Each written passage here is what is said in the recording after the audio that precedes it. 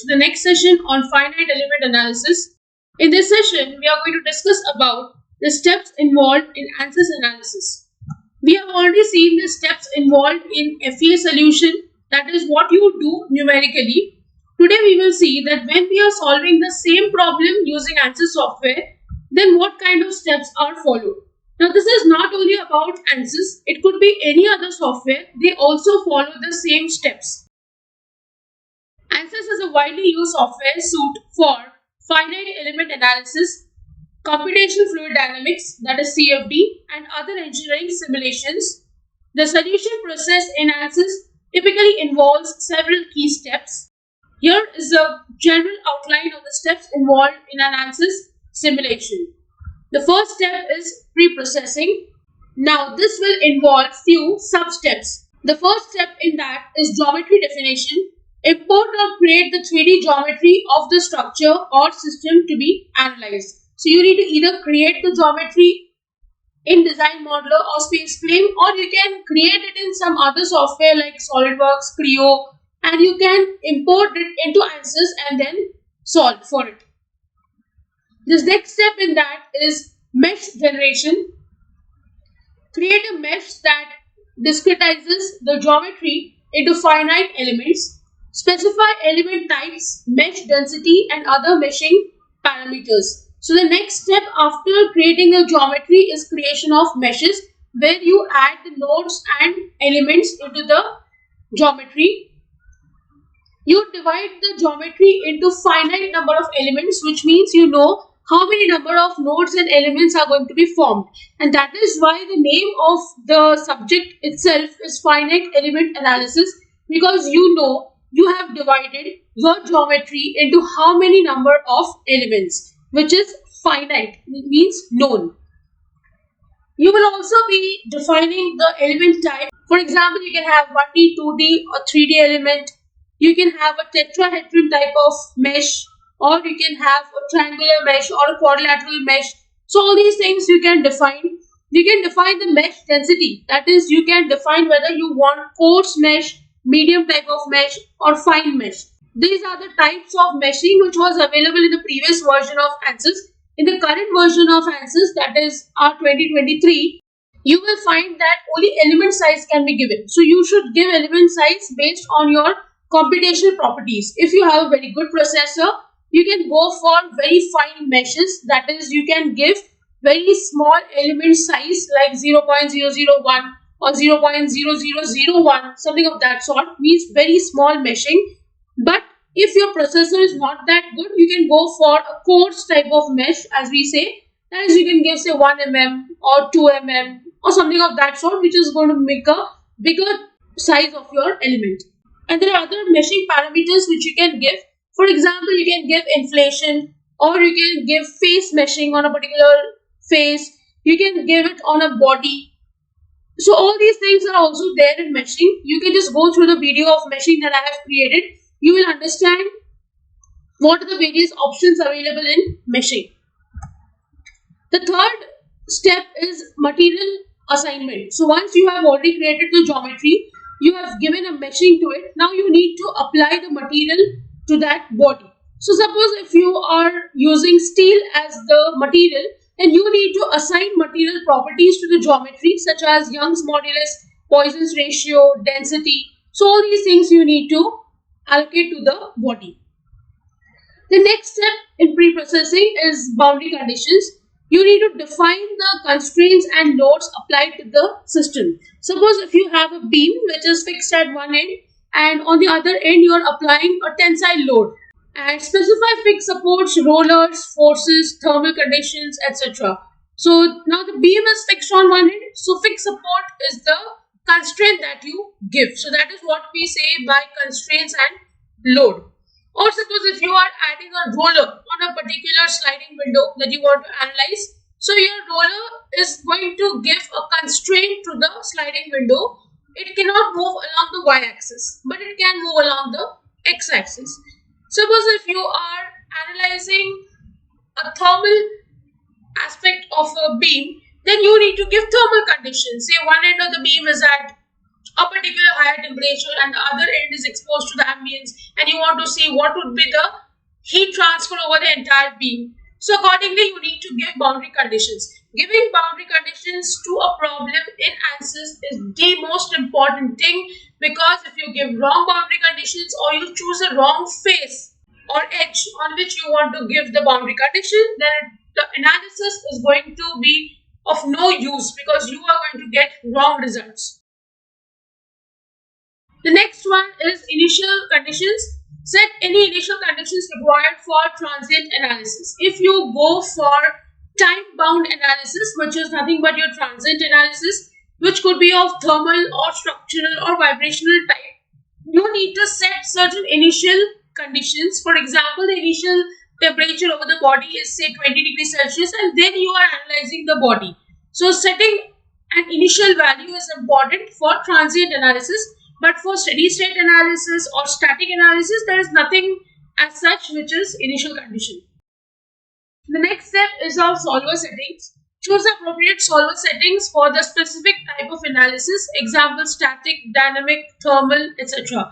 So you need to choose a proper solver setting when you are solving. Suppose if you are going for a static analysis, then you will just have to analyze. There is nothing as such specific solver settings required. But when you go for dynamic analysis, then yes, there are certain analysis settings which are to be made. Similarly, if you are going for non-linear analysis, then you need to incorporate large deformations into it.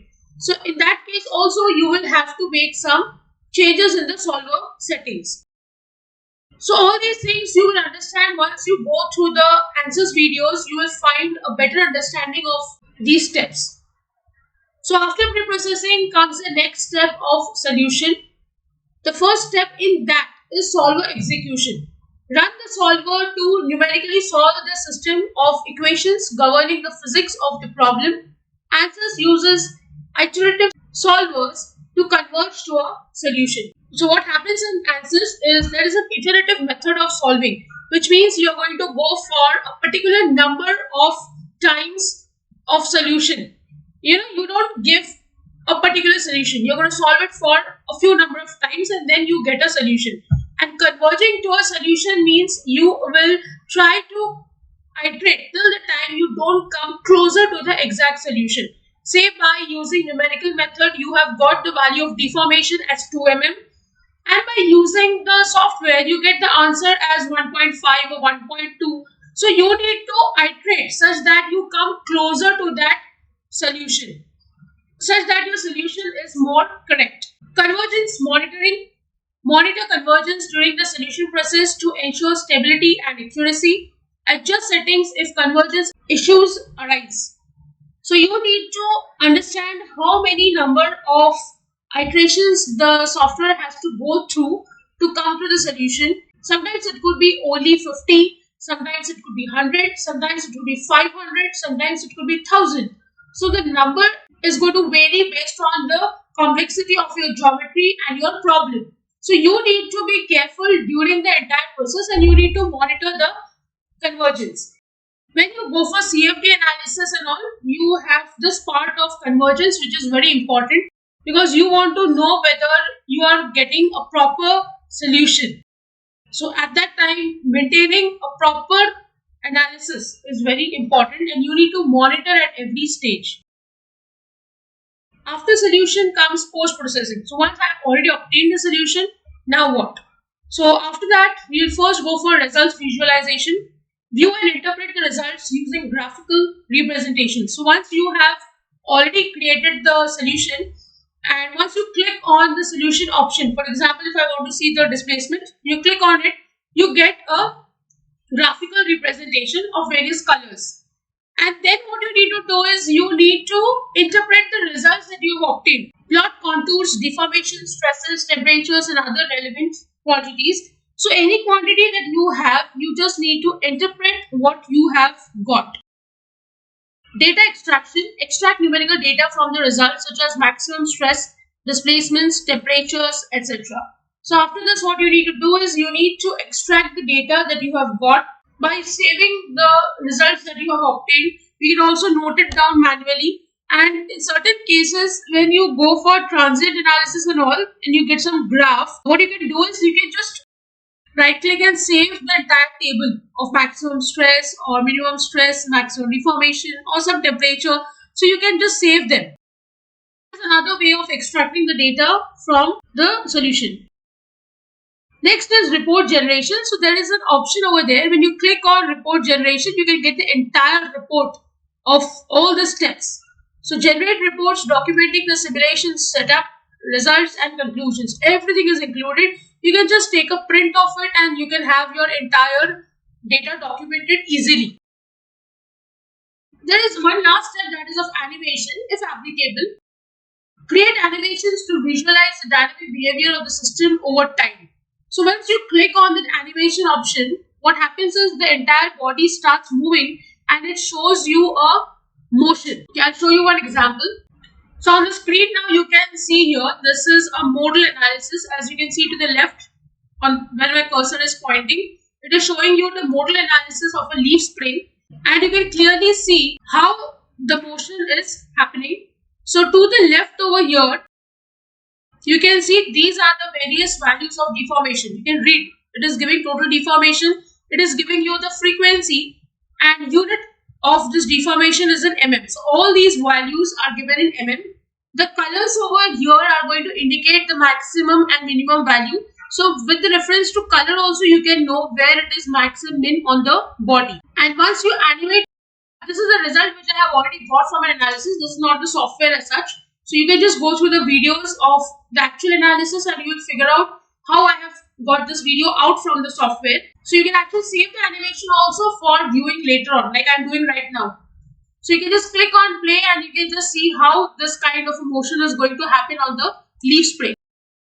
Now this is a modal analysis, so I have fixed these two ends and I want to see what would be the natural frequency over the body. So after this comes the step of validation and verification. In that, the first step is compare with experimental data if available. You can compare your data that you have got by using the software with the experimental data that you have, or you can have some kind of a numerical data available with you. Then comes sensitivity analysis. Perform sensitivity analysis to assess the impact of variations in parameters. So you need to change parameters once in a while and know what would be the effect on the body if you change the parameters. Say if you add more load on this leaf spring, it is possible that it will show more failure, or the life of the leaf spring is going to reduce. So accordingly, you can change the parameters and you can see what would be the effect on the body. So that is called as sensitivity analysis. Next step comes optimization. Again, this is if applicable, otherwise you can leave this step. In that, the first step is parameterization. Parameterize the model by defining design variables. So you need to figure out what are the parameters that you are going to design your body with. For example, if you have a helical spring, then it will have various dimensions like the diameter, the pitch, then there could be few more diameters involved, the height of the spring. So all these things are involved. So these are the various parameters which you're going to use for defining your body. The next step is objective, function and constraints. Define the optimization objective and any constraints. So suppose if you want to design for the spring, you need to know what height is maximum required or how many coils you are going to use. So accordingly, you can define your objective function and the constraints over the body. Then comes optimization solver. Use the optimization module to iteratively search for the optimal design. So you can use the solver and you can get the solution. The next step is of documentation. In that, the first step is project archiving. Save the project files including geometry, mesh and analysis setup. Now this is something which we generally do. Then comes documentation. Document the simulation setup, assumptions, boundary conditions and results for future reference. So I think this is self-understood. I don't have to explain you this point. Now we come to the takeaway from this lecture. Keep in mind that the specific steps and options available in ANSYS may vary depending on the type of analysis you are performing, structural, thermal, fluid dynamics, etc. and the modules you have access to within the ANSYS suite. which means what kind of a software that you have. If you have a student version, then you will have certain limitations to it. If you're buying a professional version with more number of nodes and elements, obviously you will have access to many more options in that case. So that is something which you should make a note of.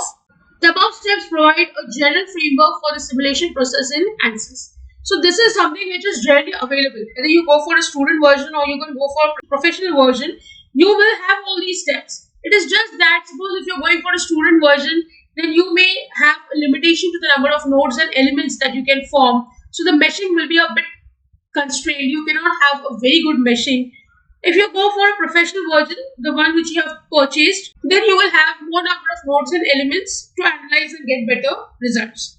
Also, sometimes in certain versions, you will not have all the modules to access, So you will have those constraints. So you need to have access to a proper lab and a proper software to learn answers and to get proper results and interpret them. Also, the basic understanding of any subject is extremely important for using ANSYS. Without the basic knowledge of any subject, just analyzing for the sake of it and getting some results will not help you because you won't understand what results you have obtained. So with this, I end the session. I hope you have understood the lecture. If you have any doubts, please write to me in the comment section. Don't forget to like, share and subscribe to the channel. Hit the bell icon for latest video updates. See you in the next session. Thank you.